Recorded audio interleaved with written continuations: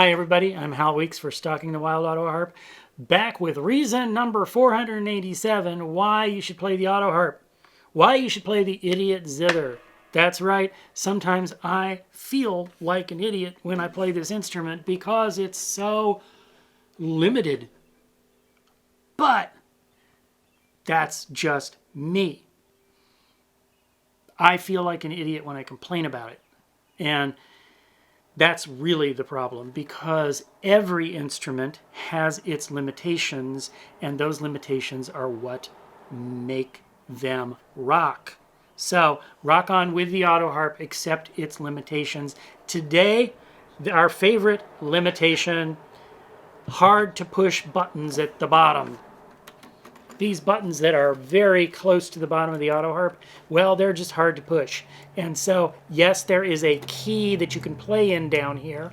On this particular Autoharp, it's the key of A, and it involves this button and this button and this button.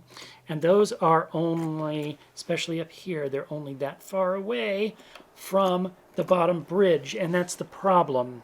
When you get chord bars that are stacked right near the bottom bridge, then it's difficult to damp, especially the bass strings, because of the way they work, and the mass that's involved that you have to hold down with that one little point and that one little finger.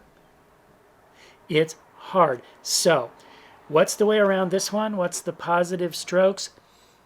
Just forget about that key that's at the very bottom. Play this key, play this key, play this key. Maybe play this key. There's other issues that we're going to get into up there. But really, you've got about a 3 or 4 key Autoharp when you have a 21 bar Autoharp setup. But the instruction book, the Oscar Schmidt company, says I've got 11. Yeah, you do.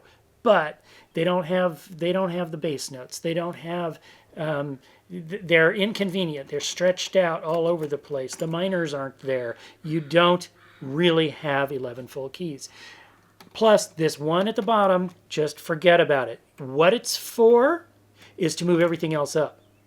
Number one. Number two, yeah, when you're playing in this key and this chord is called for, then you have it, and you can go down there and hang out on it for a few beats and then come back up off. That's what those chord bars are for, and if you start thinking about it like that and don't think about playing in that key, you won't get muscle fatigue in your hand as much, and it won't be so exhausting, and you won't feel so much like an idiot.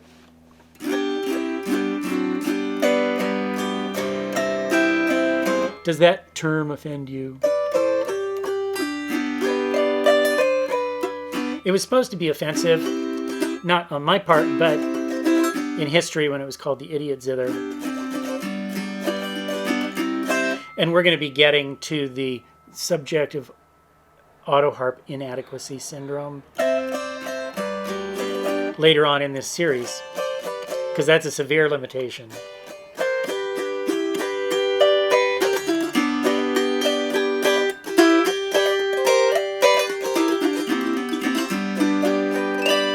So, real quick, a rousing thank you to my patrons over at patreon.com. They are supporting you by supporting me, and I can help you to learn to play this thing, and they keep me keeping on. So if you like this program and you want to support and help out and give a little bit back, if you're learning something about Stalking the Wild Autoharp, then you can give something back by going over to patreon.com/HalWeeks and kicking in a few bucks. I believe I always put that address in the links below. You can kick in a few bucks and keep this program happy for years to come.